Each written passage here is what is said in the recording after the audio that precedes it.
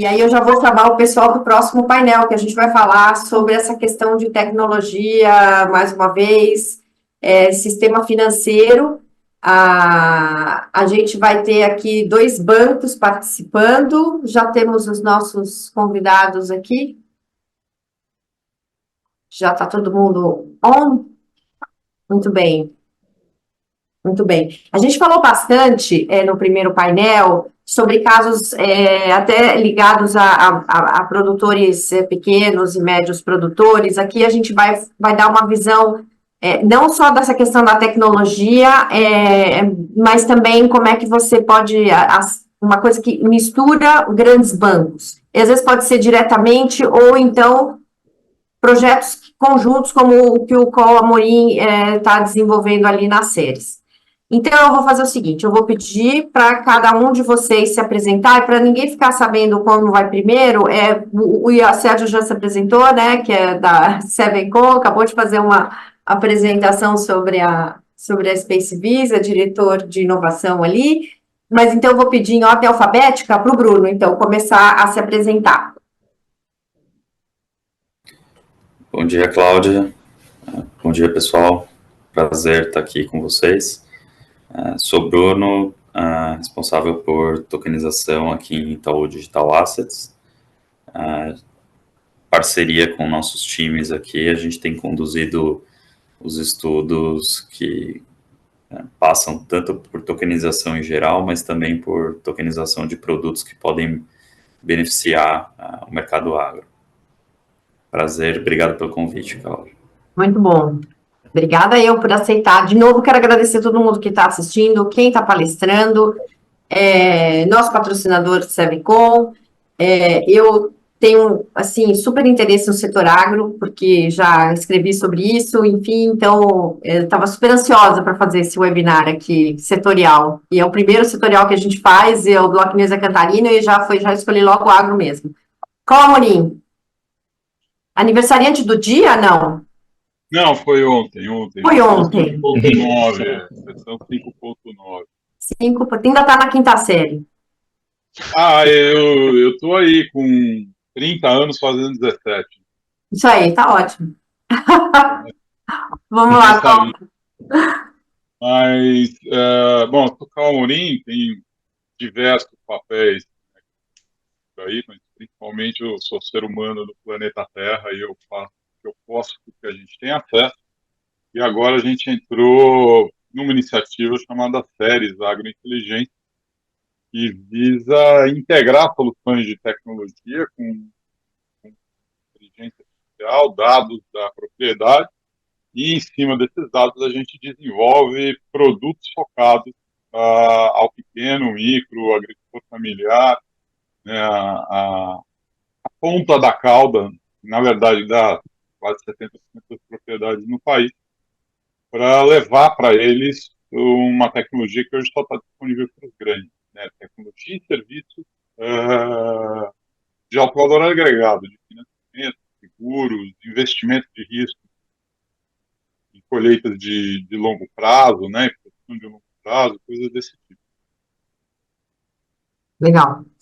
E agora o Luiz Eduardo Terra de Faria, mais conhecido como Luiz Terra. Bom dia, obrigado, Cláudia, pelo convite. Bom dia a todos que estão nos assistindo aqui essa nossa live. Bom, é um prazer enorme estar aqui. Bom, para quem não conhece, a gente vai falar um pouquinho da BB Asset. BB Asset é uma subsidiária integral do Banco do Brasil. O Banco do Brasil é o maior parceiro do agronegócio no Brasil. O Banco do Brasil também foi eleito, ele é o banco mais sustentável do mundo, já foi eleito mais de 4 vezes como o banco mais sustentável do mundo. Então a gente está trazendo aqui a visão do investidor, né? Nós somos responsáveis, para quem não conhece a BB Asset, pela gestão dos recursos de terceiros, ou seja, nós fazemos a gestão dos fundos de investimento. Então nós temos uma grade muito diversificada, desde produtos de renda fixa, tradicionais, até recentemente aos ETFs aí voltado para o agronegócio. Nós temos ETFs de milho, temos ETFs de boi, nós temos fundos, ETFs de empresas que estão voltadas para o agronegócio. Nós temos o FIAGRO também, que todos esses são produtos negociáveis e acessíveis na B3. E recentemente agora também nós temos o nosso fundo de criptoativos. Então é um prazer enorme estar aqui nos conectando com todo esse ecossistema. e nós somos, no fim do dia, nós somos a grande liquidez, o grande bolsão de liquidez, de recursos, e é um prazer estar falando com vocês e estar podendo trazer um pouquinho da ótica do investidor para todas essas novidades que estão acontecendo e para tudo isso que vai ser incorporado e já está sendo incorporado, na realidade, aos produtos e serviços para os investidores brasileiros. Obrigado. Muito bem, muito obrigada. É a primeira vez que o Banco do Brasil participa do nosso webinar. Estou bem feliz. Bruno já participou de outro, né? Muito bom. Bruno, eu queria perguntar para você, começar com você, você contar um pouquinho o que o Itaú está olhando em relação à agro e tokenização, e assim, qual que é a dor que vocês acham que dá para resolver com isso? A dor do mercado, né? Do agro, pode ser até do investidor também. Cláudia, nós temos avaliado aqui quais instrumentos do agro que podem se beneficiar da tokenização. E aí, exemplos que sempre vêm à cabeça são CPRs, e até os próprios recebíveis dos produtores rurais. Uhum. E nós temos estudado aqui como que a eficiência por trás da tokenização pode ampliar o acesso tanto aos tomadores de recursos, aqueles produtores que precisam captar, quanto para os investidores.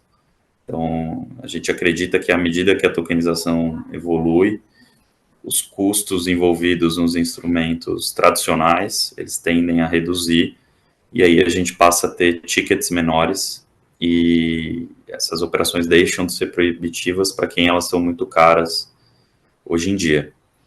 E enquanto a gente faz esses estudos e executa os pilotos aqui com as startups parceiras com quem a gente trabalha, a gente também tem uma relação muito próxima com a CVM, Banco Central, porque o banco acredita que ajudar a desenvolver esse mercado também passa por ajudar os reguladores a desenvolver a regulação que seja mais adequada para a tokenização.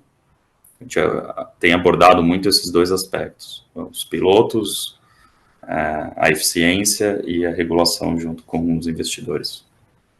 Ótimo. Col, queria que você explicasse o que é a Ceres, e eu queria entender se você consegue, se é um projeto que ele anda sozinho, ou se ele também tem que conectar com o banco. Uma coisa que eu digo no mercado da criptoeconomia né, sozinho você não consegue nem ser corno. Então, eu não sei trabalhar sozinho. Eu estou integrando diversas tecnologias. Para mim, o projeto do Sérgio me interessa porque ele vai me fornecer os dados que eu vou ajudar o melhoramento genético, por exemplo, do rebanho. O Sérgio faz rastreamento, mas eu posso fazer uma parte de gestão baseada na nossa experiência em 70 países que tem a plataforma que a gente usa para controle da fazenda. Então, começa por aí. A ideia da Ceres, o que é? É eu produzir o máximo de dados possíveis e, em cima desses dados, inverter a lógica do mercado. Eu não vou vender esses dados para alguém oferecer alguma coisa para o agricultor ou para fazer dinheiro no mercado. Vou olhar para a propriedade dele, dentro do princípio que eu tenho que ou aumentar a produtividade, ou aumentar o valor agregado do produto dele por meio de relatórios, por exemplo, a preservação de áreas de desmatamento, e desenvolver serviços a custos de compra de atacado. Estou falando de propriedades de 1 até 100, 200 hectares, coisa que a gente considera de pequeno para médio. Estou falando de culturas como açaí, cacau, frutas, coisas desse tipo. Então, a nossa ideia é o que é a partir do máximo de parcerias possíveis, eu prover funding, eu prover tecnologia, prover serviço para que esse agricultor faça uma transformação digital e faça integrar uma cadeia de baixo custo e alto rendimento. A nossa ideia é que em 1 ano ou 2 eu estou pagando o agricultor em dinheiro, chegar e falar, ó, tá aqui, isso aqui é o que a sua propriedade rendeu e você não conseguia tirar isso da tua produção. Seja em aumentando a produtividade, seja diminuindo o custo, seja gerando crédito de carbono para pequenas propriedades, que hoje isso é impensável. Uma série de propriedades e processos que carecem. Oferecer crédito de baixo custo, não pensando em taxa de juros, mas em valor nominal de juros sendo pago pela liberação do crédito de forma escalonada a partir das informações que o agricultor está fornecendo, basicamente reduzindo o risco de fraude, risco de produção, risco de intempéries e desastres naturais, ou até operações de hedge. Então, é levar inteligência de verdade para quem hoje, quando muito, tem acesso ao globo rural. Legal. Eu não sei se para todo mundo, qual tá falhando um pouquinho o teu áudio. Mas deu para escutar. Antes de passar, que eu queria fazer uma pergunta para o Luiz, mas eu queria falar para você que está assistindo para mandar suas perguntas e eu já vou colocando aqui no painel. Vamos lá, Luiz, você vai falar uma coisa que eu acho que é bem importante, que é falar do ponto de vista do investidor, que até agora a gente falou muito do ponto de vista do produtor, de quem oferece instrumento financeiro, mas eu queria que você falasse da importância que tudo isso tem do ponto de vista do investidor, como, por exemplo, diversificação de portfólio. Obrigado pela pergunta. E assim, é interessante, eu vou começar aqui contando um caos, né, que eu estou na BBA desde 1996. Então, quando eu cheguei, a gente tinha um computador só ligado à internet. Eu trabalhava na área de análise e pesquisa e ficava atualizando os programas que a gente ia utilizar durante o dia. Você, Cláudio, dessa época, né, a grande fonte de consulta do mercado brasileiro era exatamente a Gazeta Mercantil. Era o mercado financeiro do Brasil. Olha, que orgulho! A gente lia bastante. Total da Gazeta Mercantil. A gente lia bastante, era o grande veículo de informação. Então, assim, eu costumo comparar essas tecnologias novas, como a gente tem trabalhado com blockchain, a gente tem visto todo esse movimento de inovação, a introdução da internet. Como transformou? Quando eu cheguei na Ásia, a gente tinha um PL de 50 bilhões, e basicamente eram fundos de ações, 1, 2, 3 fundos de ações, alguns produtos de renda fixa, algo muito específico para aquele contexto daquela época. A transformação foi tão grande nesses 30 anos, basicamente, que eu estou lá, 28 anos, que hoje o nosso PL saiu de 50 bi para 1 trilhão e 600 bilhões, e hoje você tem uma possibilidade de diversificação de investimento que não só por classe de ativos, ou seja, você não está falando só de renda variável e renda fixa, mas você começa a ter subclasses. E a complexidade aumentou e a sofisticação também aumentou. E a velocidade com que você tem acesso às informações também. Então, eu acho que o blockchain, ele muda tudo de novo. Essa nova camada, em que agora você tem um dinheiro programável, ela traz desafios, eu acho que do ponto de vista da gestão, em termos de diversificação e acesso, até porque quando a gente volta lá para trás, em 96, quando eu comecei, falar em investimento no exterior era algo impensável. E hoje essas soluções já nascem globais. Então, quando a gente está olhando para a criptoeconomia, a gente está vendo todas as soluções que nascem ali, elas já são globais. Então, você começa a pensar não só em termos de fronteira ou do seu único país, você começa a acessar possibilidades globais. Então, isso traz um desafio de complexidade para quem faz a gestão, e aí essas ferramentas, como inteligência artificial, tudo isso já está sendo incorporado ao processo de gestão para que você tenha condições de fazer uma análise mais sofisticada. E tudo aquilo que foi da década de 90, que você tem no Markowitz, que você começa a enxergar a possibilidade de você, de fato, aplicar ela de forma muito mais intensa no processo de diversificação. E aí é o seguinte, qual é o nosso papel, no final de contas, qual é o nosso papel, o investidor e a gente, enquanto acesso ao investidor, né? A gente vai ter que criar formas de comunicação, eu acho que para tornar esse entendimento mais acessível, porque a gente ainda está no processo de educação, né? Então a gente tem ainda alguns desafios com os produtos que são tradicionais. Então estou trazendo uma tecnologia que ainda ela é experimental. A gente tem visto iniciativas aí todas, essa iniciativa do Sérgio é uma extremamente interessante, que toca nas garantias, e a gente vai começar a poder incorporar no portfólio eu acho que produtos hoje que estão em fase de teste, né? Porque à medida que você vê o próprio caso do Sérgio, que o Sérgio colocou de boi, à medida que você vai ampliando a fronteira da sua ideia, ela vai tocando, ela vai tendo fricção com, por exemplo, com regulação. A gente vai tendo fricção com instrumentos mais tradicionais. E eu costumo dizer que a gente que trabalha com investimento, tudo que foi construído ao longo desses séculos que a gente tem de serviços financeiros, toda a regulação, toda a estrutura, ela vem sempre com a visão de proteção do investidor, da visão de proteção das garantias, a gente vem com essa percepção.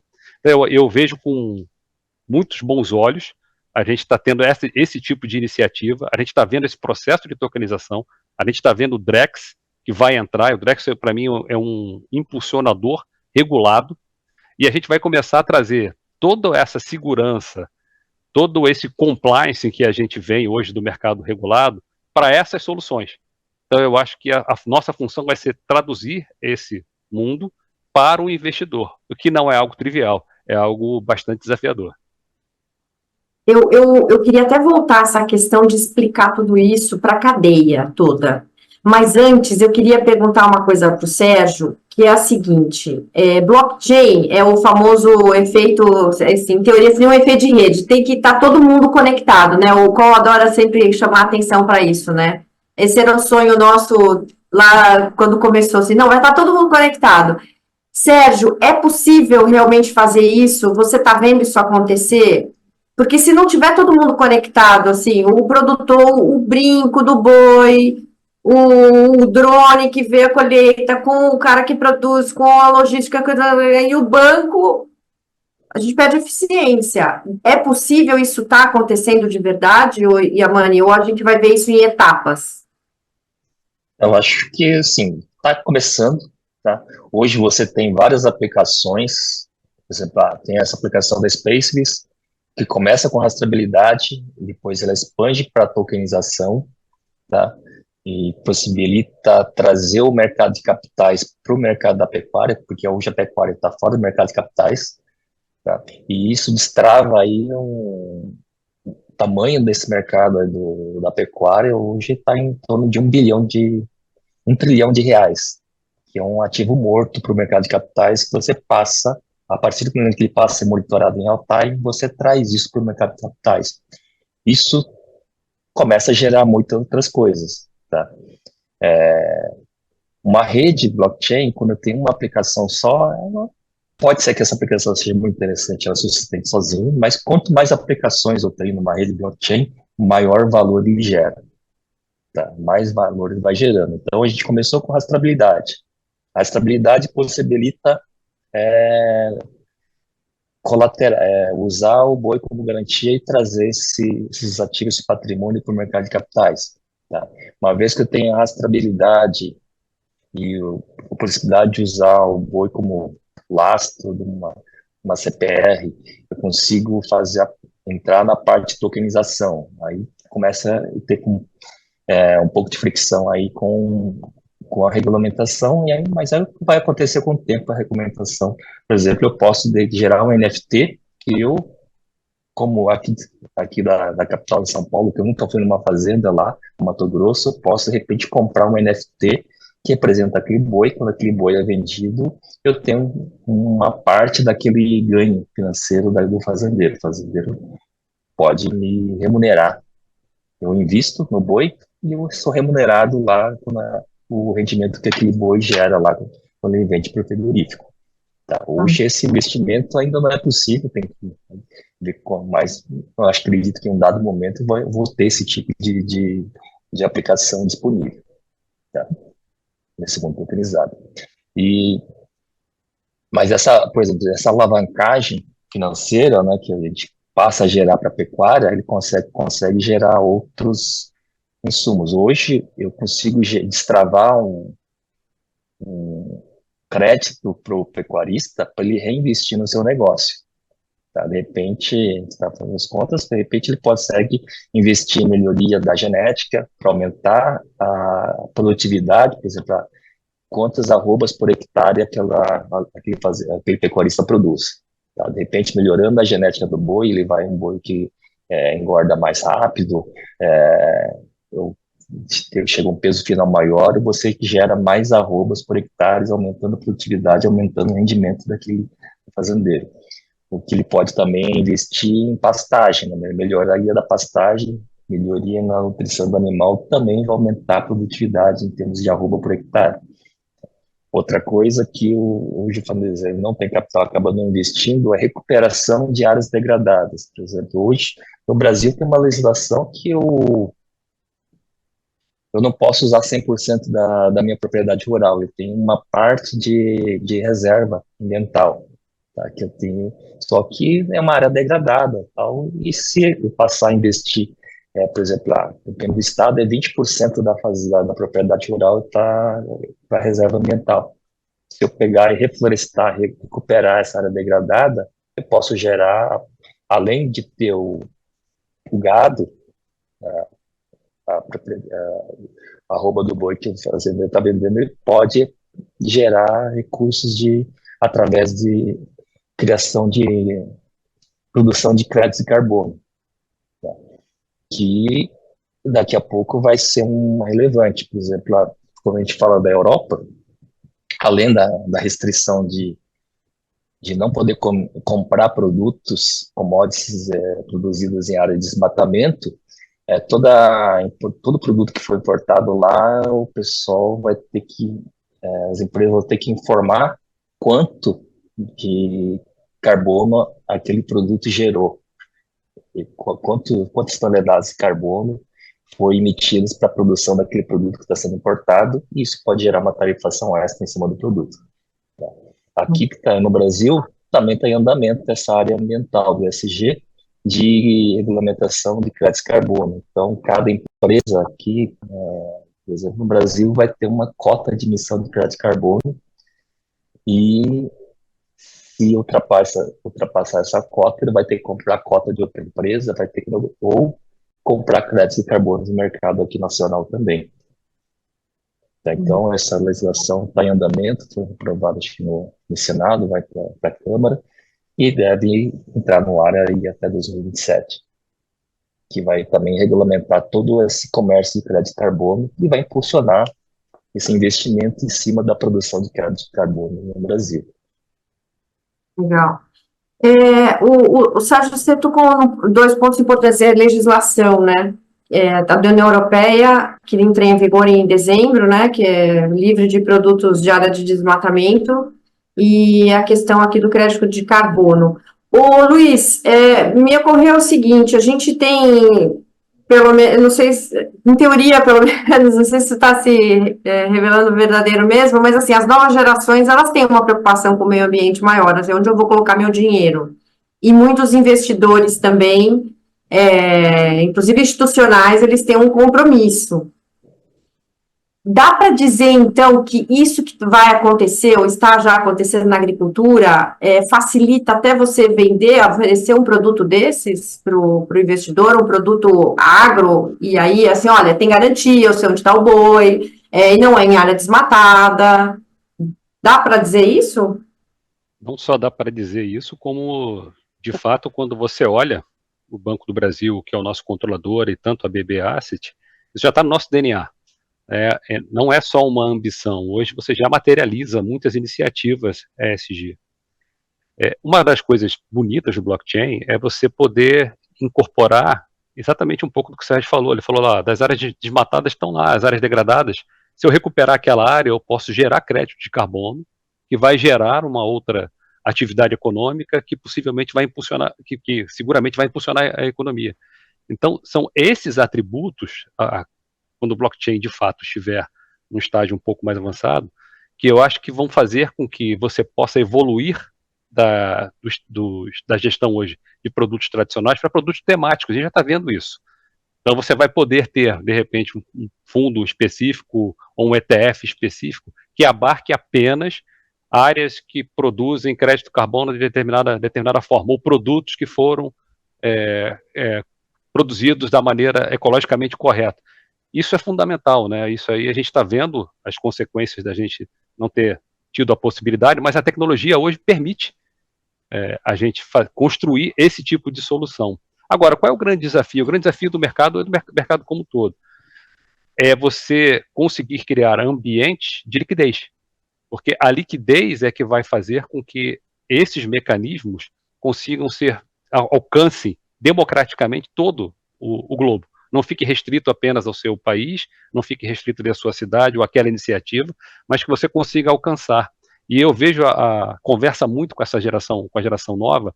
Eu acho que a possibilidade também, e eu tenho visto isso, eu vi recentemente um modelo muito curioso de doações, um modelo em blockchain que distribui as doações, uma metodologia, uma matemática muito robusta, muito elaborada. Então, assim, você começa a ter outras iniciativas que vão poder conversar com desenhos que eu vejo no futuro muito possíveis. E você, investidor empoderado disso e com informação, você vai poder escolher para que tipo de iniciativa você se identifica mais.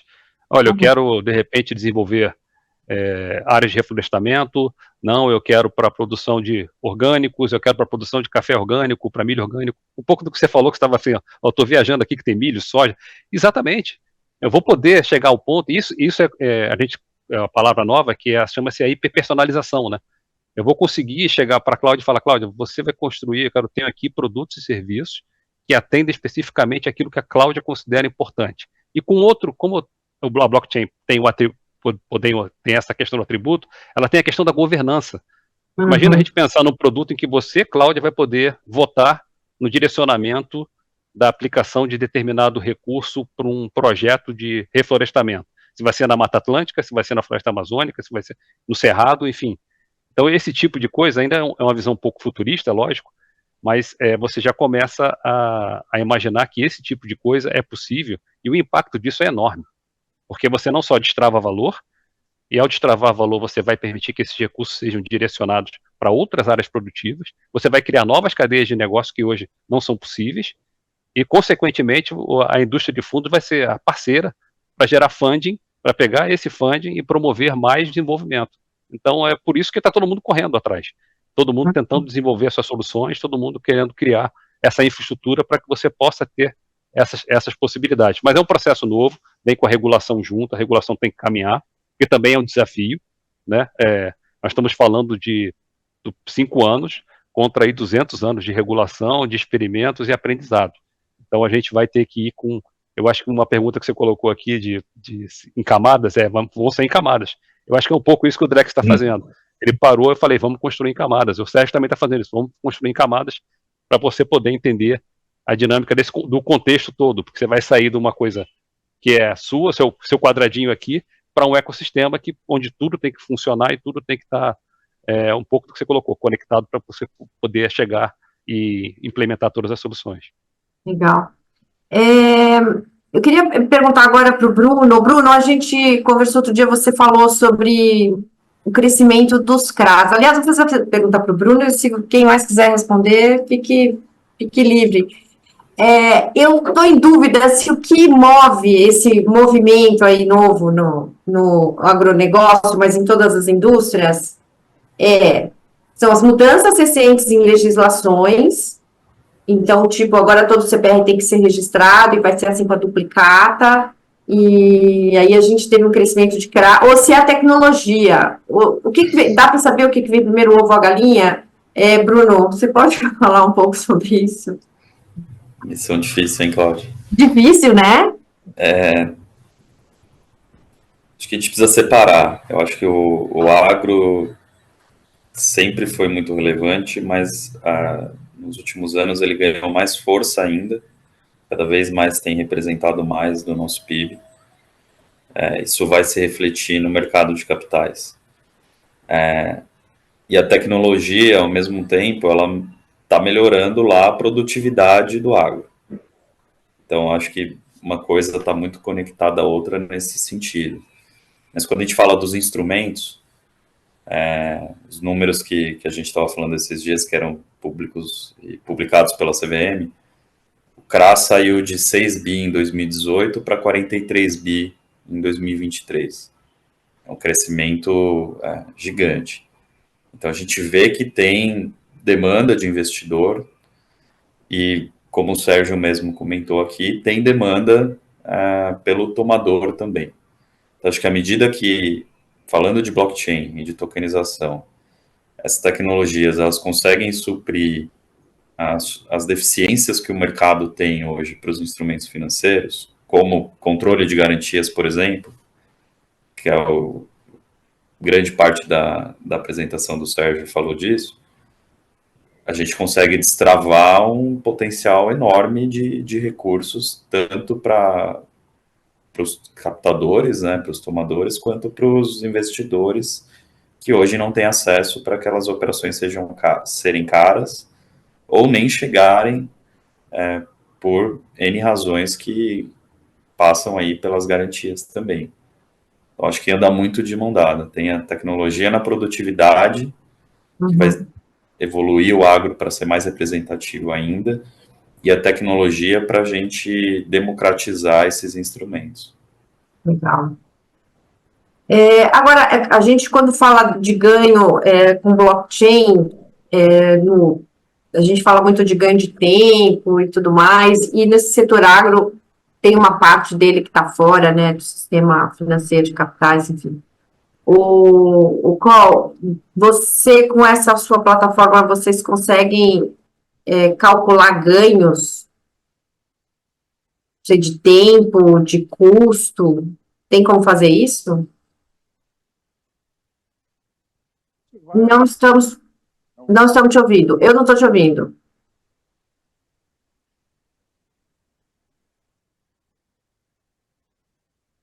Essa tecnologia, né? Quando dá errado também. Não estamos te ouvindo. A gente não está te ouvindo. Tá bom. Então, espera aí. Se arruma aí, que eu quero fazer uma pergunta para o Sérgio, que é do Rafael Meneghini. Ele está perguntando aqui se os frigoríficos estão interessados em pagar mais por quem está utilizando esse tipo de tecnologia que você citou aí da SpaceVis. Eu diria que sim, tá? Porque a partir do momento que você tem essa informação agregada, o frigorífico também consegue um preço melhor para exportação. Tá? Você pode... Por que que o Brasil exporta a $40 arroba e o Uruguai a $60 arroba? Tá? E, inclusive, assim, os grandes frigoríficos, eles são os grandes exportadores da proteína animal, do boi. Tá? E pela USG, nos países na Europa, está andando, cada vez mais vai ser exigido essa certificação de origem do animal. Tá? Então, essa informação é importante, muito importante para o frigorífico. Tá? Então, inclusive, tem alguns frigoríficos já fazendo piloto também com a solução da Space. Uhum. Grandes frigoríficos fazendo piloto, testando a ferramenta, porque eles também têm grandes produções também, e estão muito interessados nessa informação, né? Porque não tendo essa informação, o mercado externo vai ficar mais restrito para esses grandes frigoríficos. Legal. Só uma coisa, agora eu vou bagunçar mais o preço. Eu tinha feito uma pergunta para o Bruno sobre o ovo a galinha, que vem antes, é a regulação que ajuda, ou a tecnologia, enfim. Alguém quer complementar? Não sei se alguém quer complementar. Você quer complementar, Luiz? Posso complementar, sim. Eu acho que o Bruno trouxe dados, né, do crescimento do mercado de CRA.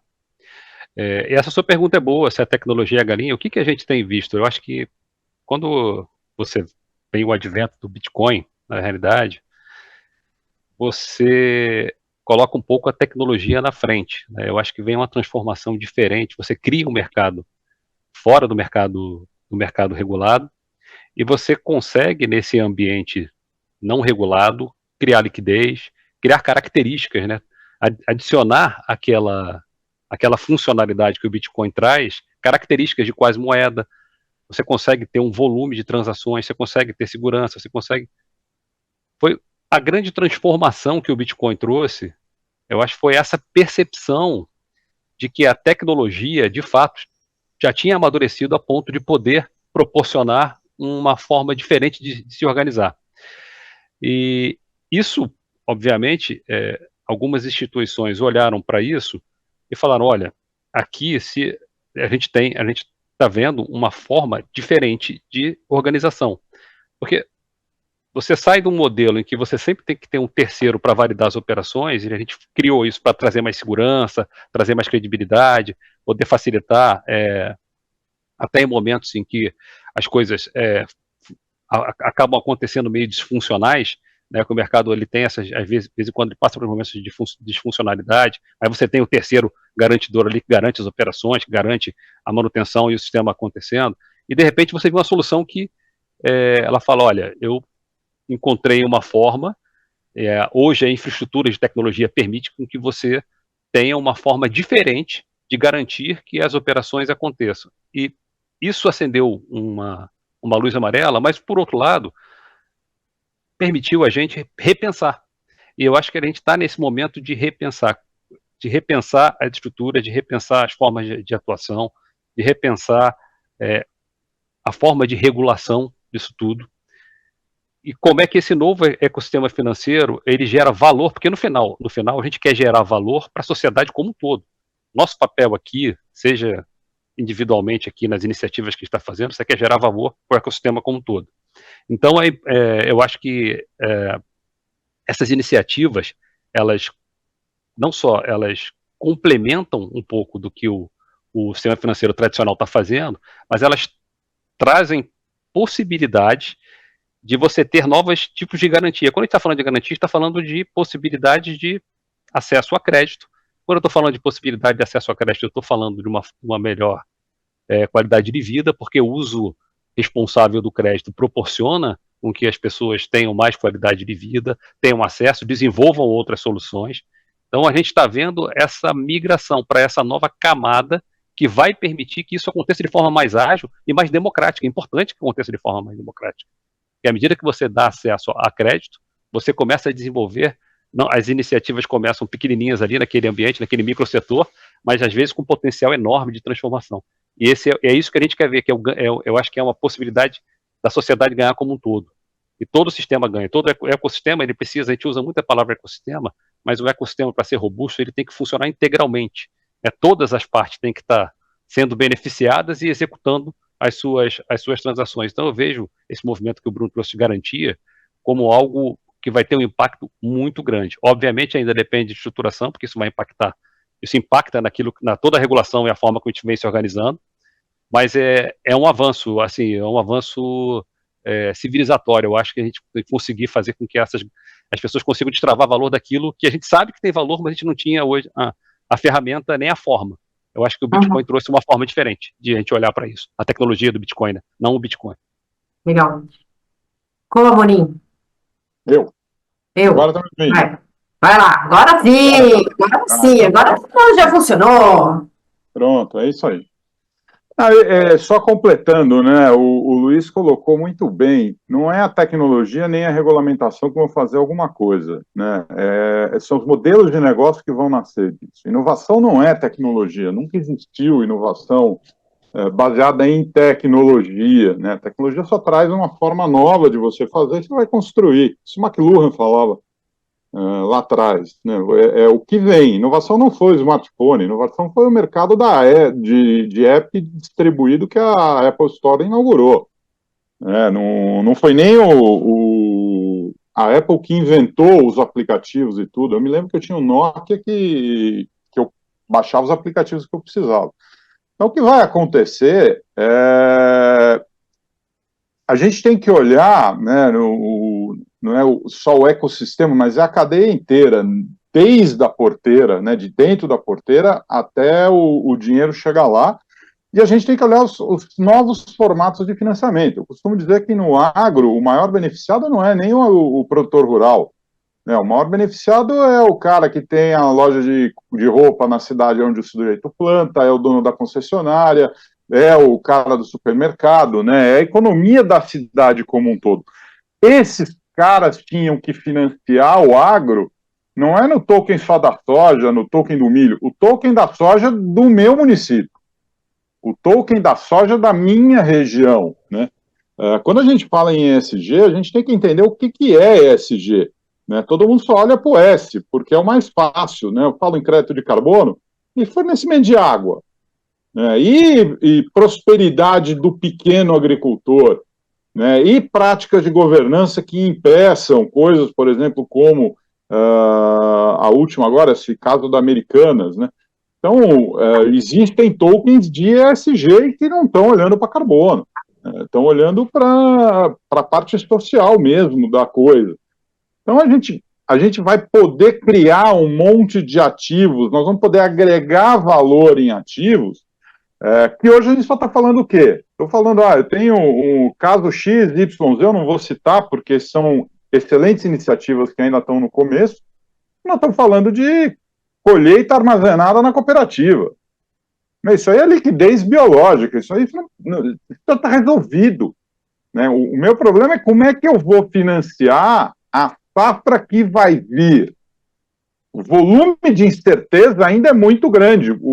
Não é o blockchain que vai resolver, são as práticas distribuídas, sensoriamento remoto, captura de informação via mobile, né, uma série de coisas. O projeto da SpaceVis, ele já começa a olhar para esse negócio. Você começa a olhar que ele está lá para quê? Para diminuir risco. Hoje, no Brasil, o que mais encarece empréstimo é risco, né? Quantas vezes nós usamos a palavra garantia nos últimos 50 minutos? Né, no nosso planejamento, o nosso grande mote é: eu corto o risco de fraude, porque eu estou monitorando a colheita, né, a produção do cara, e estou ajudando esse cara a fazer esse monitoramento, então eu sei que aquilo vai estar lá e vai estar plantado e vai estar sendo adubado e ele tem uma perspectiva de produção, né, que está sendo ajustada e está sendo calculada em tempo real. Então eu mato o risco da fraude, eu mato o risco da incompetência. Aí eu tenho que olhar qual é o meu risco de preço, qual é o meu risco, né? Agora o Rio Grande do Sul aprendeu da pior forma, né? E é um estado que usa seguro a cada 10 anos, usa de 4 a 6 vezes os prêmios de seguro, né? Como é que eu vou começar a me preparar para isso?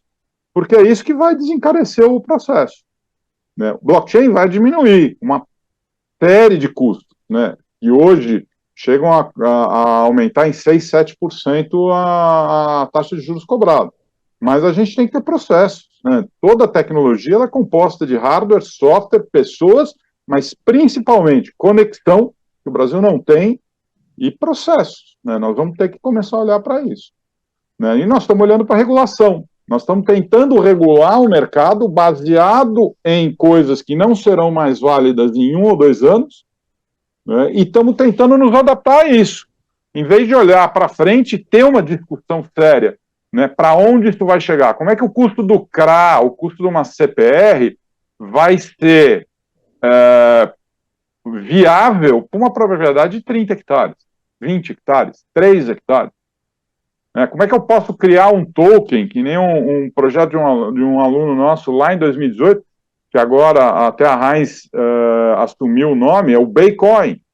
Como é que eu vou financiar a criação de porco para um granjeiro em Santa Catarina? Para 1, para 2? Como é que eu vou fazer isso na cidade onde ele está? Como é que nós vamos reconstruir o Rio Grande do Sul? Essa é a primeira pergunta. Não vai ser com regulação. Vai ser com blockchain, vai ser com tokenização, vai ser com informação, com investimento de risco. Nós estamos com um projeto no norte para plantar pomares de açaí e cacau, tudo no risco. 3 anos para ter rendimento e vai ser baseado na receita. Leva isso para um investidor institucional, o cara vai ficar louco. Fala, não, isso aí eu aplico em renda fixa. Faço crédito rural de safra, vou pegar, sei lá, 19%, 18%, 20%, 25% ao ano. É mais fácil, não preciso entrar nisso. Mesma coisa, recuperação de área degradada. Isso é um projeto para 4, 5 anos. Como é que nós vamos financiar esse tipo de coisa com instrumentos que nós temos hoje? Como é que nós... democratizar não é eu colocar uma votação onde eu vou botar o dinheiro, né? Quem me conhece das discussões sobre DAO sabe que eu estou absolutamente contra processos de votação. Democratizar é fazer como eu financio todos os projetos que aparecerem. Como é que eu vou recuperar os parreirais de Bento Gonçalves? Como é que eu vou recuperar as plantações de arroz do sul do Rio Grande? Né? Como é que a gente mitiga os efeitos da seca que deve ter destruído a economia lá no norte? Roraima ficou, sei lá, 9 meses sem chuva. Né? Isso é tudo investimento de risco de longo prazo. Nós não estamos olhando para isso ainda. Né? E mais, né, você junta, sei lá quantas associações apareceram nos últimos 4 anos para cuidar de criptoeconomia, todo mundo só fala em regulação. Ninguém está juntando todos os players para falar, pô, mas a Space V está usando a corda, como é que nós vamos incluir a corda num negócio que une a cadeia do agro como um todo? Porque não pode ficar, eu vou usar a corda, o outro vai usar Ethereum, o outro vai usar Solana. Né? A gente não tem nem padrão de dados ainda para isso, nós não estamos discutindo isso ainda. O que nós estamos tentando fazer é, individualmente, né, pegar o que existe e tentar encaixar o redondo no quadrado com uma tecnologia de processos distribuídos em processos centralizados. Nós estamos tentando explicar para a CVM, né, vamos fazer uma CPR, a gente junta um monte de produtores. O overhead de fazer um negócio desse é enorme, a gente só vai falar com cooperativa. Como é que a gente faz no Nordeste, que as cooperativas não são a maioria dos produtores? Né? Como é que a gente vai falar no Norte, onde os estados são enormes, está todo mundo espalhado? Roraima não tem conectividade nem na cidade de Boa Vista. Eles têm um link, vão começar a ter alta velocidade daqui 2 anos. Né? Como é que a gente faz isso? Então, eu acho que a gente está discutindo muita coisa de como regular esse mercado, quando a gente devia estar abrindo isso. E não é com sandbox que 60, 80, 90 empresas se inscrevem e só 3 são aprovadas. Né? Com democracia é isso, todo mundo tem que participar. Democracia tem que atender todos os modelos que chegam. Né? E os reguladores e as instituições não estão fazendo isso. Né? Os bancos já deviam ter lançado uma stablecoin em real de todos os bancos juntos há 6 anos atrás. E a gente Mas o Banco Central não ia deixar. Ou ele ia arrumar o Drex. Porque outro dia o próprio falou, a gente vai acabando com silos. Arrumou os silos, a gente vai, Pix, a gente vai... O Drex é patético, gente, pelo amor de Deus. Não é nem bloco, nem chain, e agora não vai nem andar. Eles nem sabem o que fazer. Desculpa, mas não dá para você confiar numa moeda centralizada num governo quando a gente criou, né, a tecnologia blockchain para não ter isso. Bom. Esse é o anacronismo. Essa é a esquizofrenia do sistema. Né? Nós estamos pegando uma tecnologia distribuída para não ter alguém no meio e nós estamos botando todas as fichas que quem vai estar no meio, né, independente da corrente política, é o governo federal do Brasil. Tá bom. Mas é a verdade sobre o mundo blockchain, né? Que começou com o Bitcoin, com o seu Satoshi ali, já dizendo assim, nós vamos mudar tudo, vai ser P2P descentralizado, e no final das contas, chegamos aqui ao ponto. Eu só não queria sair da discussão agrícola aqui, mas Luiz, se quer falar alguma coisa... Eu queria só fazer eu acho um contraponto. Eu respeito a visão do Call, respeito, mas eu tenho eu acho que tem uma outra forma de você olhar. O mercado regulado, ele está aí para impulsionar a economia, e ele faz isso preservando capital, preservando o acesso à informação. Quando você parte para um ambiente totalmente descentralizado, você começa a ter os problemas que você já viu no mercado regulado. Não tem nenhuma novidade em termos de... Por isso que você tem problema do FTX, tem problema do Terra Luna, você tem modelos de negócio que tem engenharia econômica frágil. Só que o papel hoje do sistema financeiro é levar, e o nosso papel aqui como instituição financeira, é levar para o investidor tudo isso mastigado e deixar muito claro, que eu acho que o Paul trouxe um ponto que eu acho que é relevante, que quando ele fala de risco. O investidor precisa entender qual é o risco que ele está correndo. Então é preciso um trabalho de educação, é preciso um trabalho de dar transparência E essas transparências sempre vêm através de regulação, de regra, de você ter um ente que vai dizer, olha, você pode promover esse tipo de alavancagem ou não. Então eu não vejo o papel do Drex, nem o papel do sistema financeiro, eles podem não conseguir alcançar e abarcar todas essas questões que o Paulo levantou, e é verdade. Existe ainda um campo enorme para ser abarcado. Mas isso não significa que você não tenha eficiência na economia, isso não significa que você não gere bem-estar, e principalmente isso não significa que você não gere, que é o mais difícil hoje no mundo da criptoeconomia, é você ter acesso à informação. Porque se você hoje se aventura isoladamente para entrar no universo da criptoeconomia, primeiro você não tem o acesso, você não sabe onde está a informação, você tem que entender de programação, tem que entender de código, quem é que está por trás de determinado projeto. Então é um desafio enorme para o investidor abarcar todo esse tipo de complexidade que hoje tem. Então eu já tenho uma visão diferente, eu acho que é muito saudável que você tenha, assim, essas estruturas de moedas centrais dos bancos centrais, que os bancos estejam trabalhando junto, que tenha os órgãos reguladores, CVM e Banco Central junto nesse processo. Eu acho isso uma iniciativa muito robusta.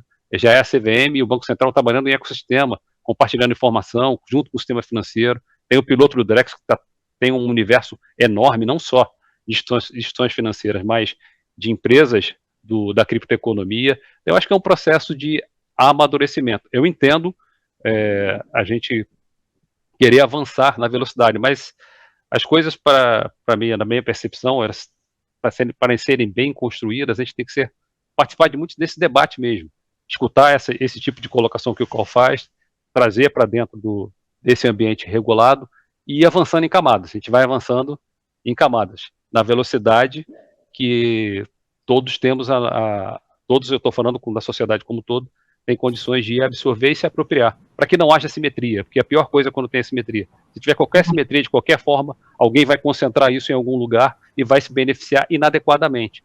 Então, o nosso papel aqui é evitar esse tipo de assimetria. É isso, obrigado. Paulo, você levantou a mãozinha. Eu concordo muito com essa questão. Assim, eu acho que não há nada pior do que um mundo em que todo mundo concorda ou é obrigado a concordar.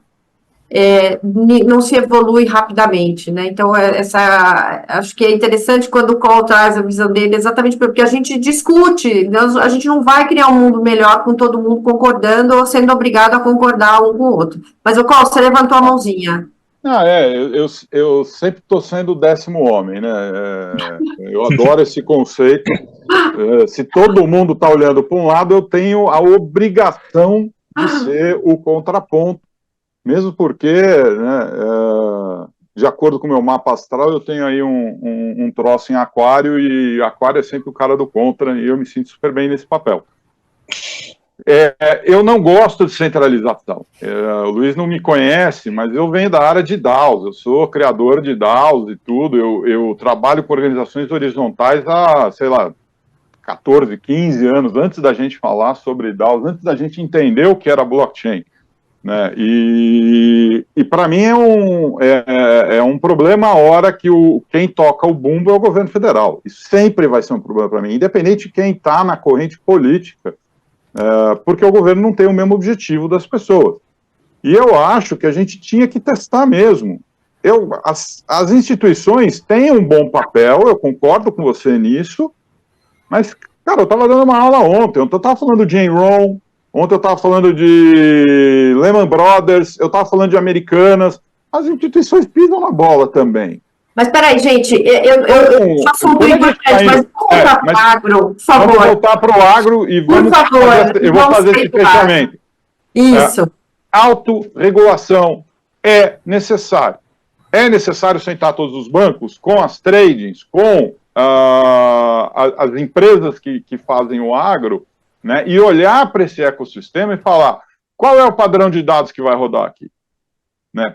Se essa minha carga está sendo armazenada, né, e está sendo vendida por uma cooperativa, né, qual é esse padrão de dados que vai garantir isso para que esse token seja gerado e comercializado em qualquer instância, né? O que eu digo é que os projetos são absolutamente estanques, a gente vai criando silos, nós vamos criando projetos próprios para entrar no negócio isso é porta, é lei da vantagem competitiva, né? Eu crio barreiras de entrada para eu segurar aquele meu mercado, né? É o meu ecossistema, não é eu integrar todo mundo. Então, eu acredito que as iniciativas do agro, elas estão muito isoladas, né? E a gente está vindo para ocupar esse nicho e falar, tudo bem, eu falo com os bancos, eu falo com os agentes de investimento, eu falo com os produtores de tecnologia, né? Monto tudo isso num único app, capacito o produtor rural para que ele aprenda a lidar com isso, porque a falta de informação é real, o Luiz colocou isso, né? Para esse cara entender o que é um token. Imagina, você está falando com um produtor rural, é o cara que, pé no chão, mão na terra, esses caras são absolutamente materiais. Você fala para ele que o boi dele vai virar um token que está gravado numa carteira criptografada, que ele não consegue nem ler que aquilo ali representa um boi. Imagina a resistência que esses caras vão ter. Depois eu vou querer trabalhar isso como um todo, né? Eu vou depois querer falar exatamente sobre a questão de conhecimento e resistência. Só deixa eu fazer, tem duas perguntas iguais aqui, é para o Sérgio. Sérgio, rapidinho. O pecuarista paga uma única vez ou paga até o momento que a pergunta do brinquinho? Ó. Como é que é a monetização? O pecuarista paga uma única vez ou paga até o momento que o animal sai da propriedade? O brinco fica como comodato ou é valor separado do serviço? Se tem substituição do brinco, tem modificação no token? O que faz com o token? Bicho, brinco, token. O brinco está associado ao animal. Por exemplo, o animal ele tem um ciclo de vida também. Ele vai até o abate. Abateu, acabou. Abateu, acabou. Né? Então, na verdade, eu fico com a informação, porque até se a proteína ser consumida, a rastreabilidade, fica mais um tempo, né? Uhum. Mas aí, hoje, mais informações no modelo comercial, aí sugiro entrar em contato com o pessoal da SpaceX, deixando a apresentação dos contatos lá, porque eles têm a modalidade dele vender o brinco, mas tem toda a parte de serviço, que o brinco vai incomodar e eles cobram uma mensalidade pelo serviço. Tá. Ó, então é o seguinte, a gente vai precisar encerrar, vou fazer então uma última pergunta aqui para todo mundo, que é a seguinte, eu vou começar pelo Bruno, que o Bruno precisa sair, que é o seguinte, quando vocês pensam nesses produtos, como que fica a questão da comunicação para os stakeholders? O cara que é o dono do ativo, o cara que vai fazer emissão, como que funciona? Porque é difícil fazer isso, não é, hoje ainda? Cláudia, acho que é mais do que a gente sempre fez. A gente sempre teve que vender o peixe, né? Hoje em dia tem a educação associada que não tem como falar de tokenização, blockchain, desses novos produtos, sem falar em educação.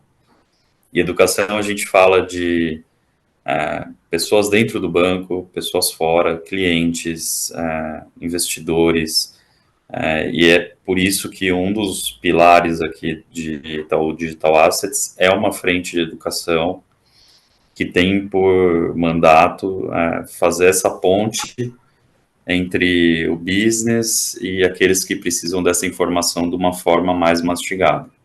Então, a gente tem essa frente dedicada a isso e a gente procura ao máximo desenvolver isso com os nossos clientes e os nossos parceiros. Então, na minha opinião, tem que ter muita educação e não é por pouco tempo. Pois é, legal. Bruno, você precisa sair, te agradeço e fique à vontade aí, a gente avançou um pouquinho nos tempos aqui. Tá bom. Obrigado, Cláudio, obrigado, pessoal, foi um prazer aqui. Obrigada. Vai lá, quem vai agora? Deixa eu completar, né? Não, se for falar de Drex, não vou deixar, porque aqui não vou falar de Drex, ele falou de educação, né? Não é educação, é transformação digital. Né? É mobilizar a sociedade para entender isso, é treinar as pessoas com relação às tecnologias que estão disponíveis e, né, a parte mais importante, mobilização da adoção, depois da adoção da tecnologia.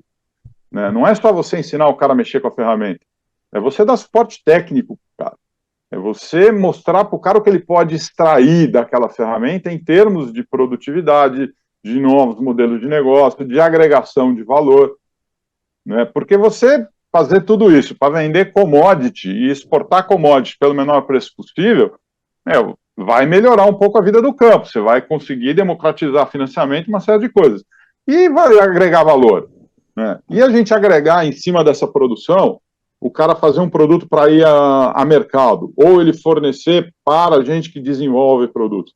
Nós tivemos uma experiência com produção de pecãs no Rio Grande do Sul, mas simplesmente o que ela vendia em valor por tonelada, ela está vendendo por quilo hoje.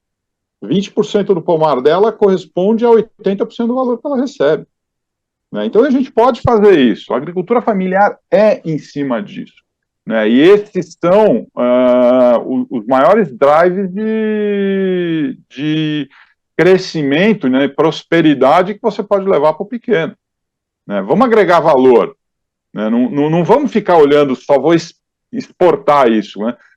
Como é que eu vou desenvolver uma produção de bens, né, com valor agregado, né, em cima desse boi, em cima da soja, em cima da fruta, em cima do café, para que isso seja vendido no mercado interno, não por tonelada, mas por quilo? A gente tem que começar a pensar nisso.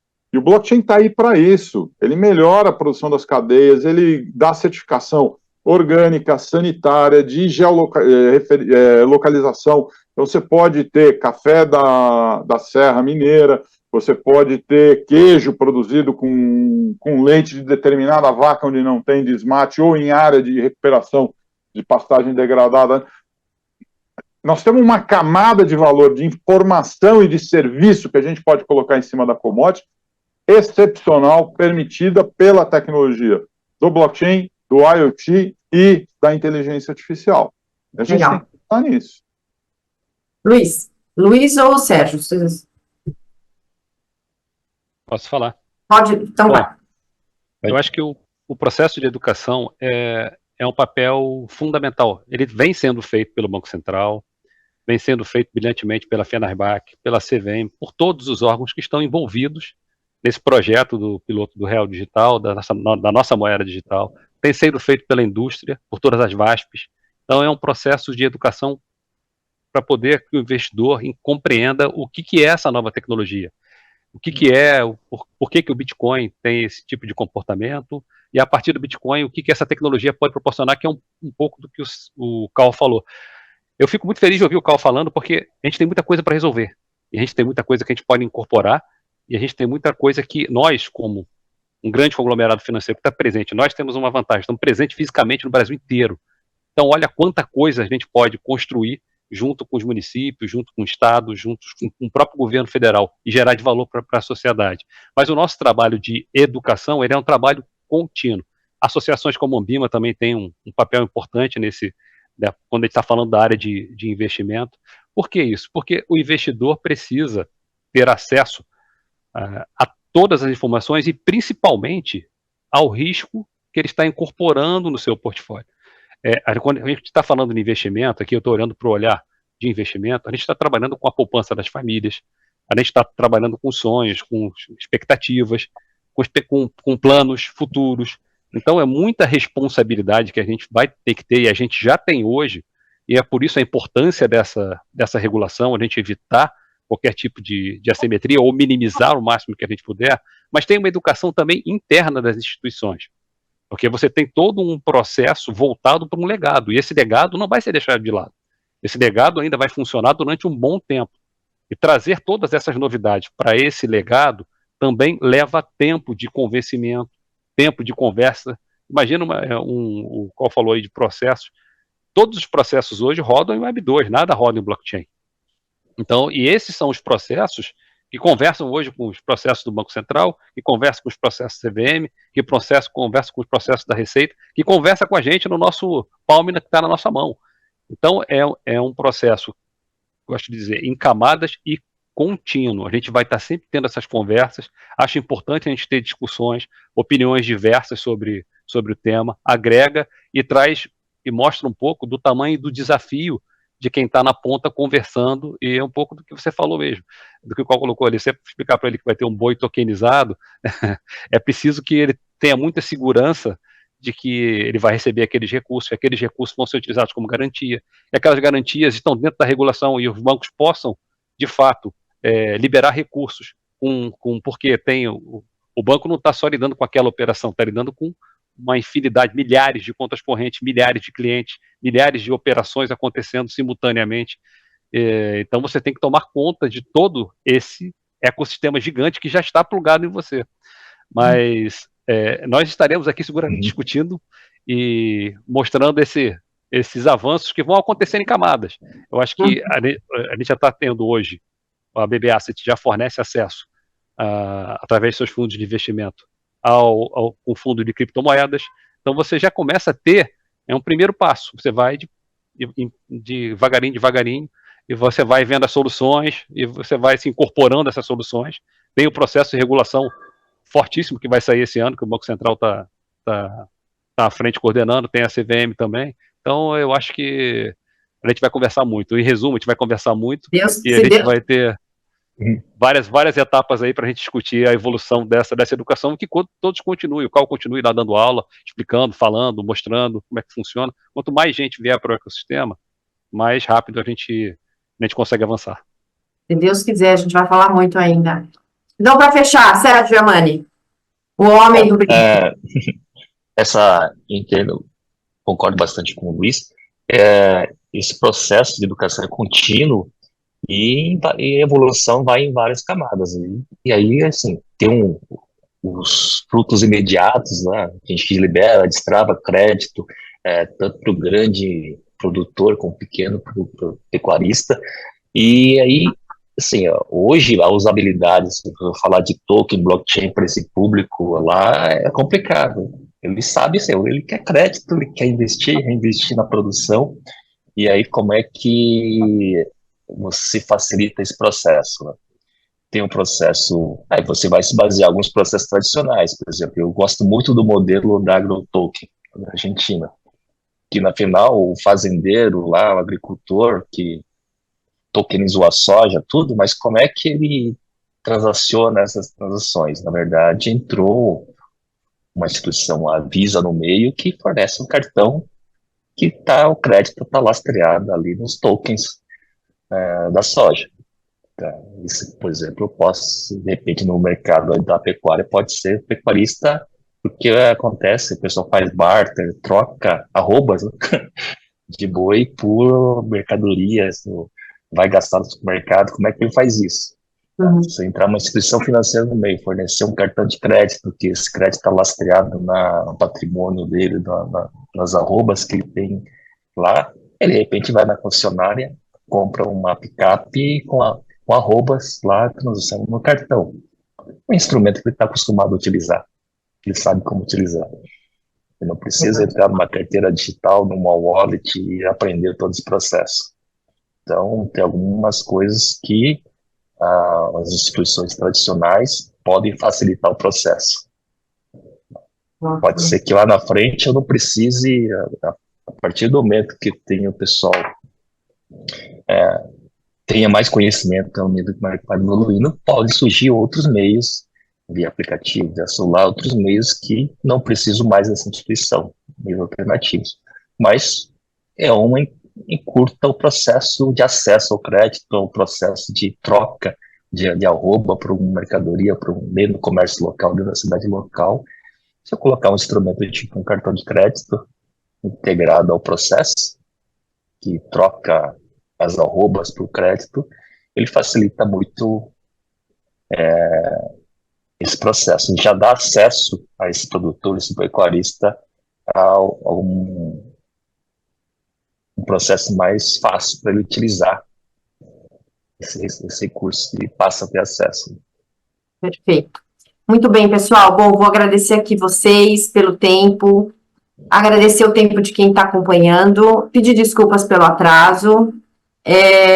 Enfim, então esse foi o primeiro webinar sobre o agronegócio, mas pelo visto a gente vai ter que fazer outros aqui, porque ainda vai ter muita água rolando por aí.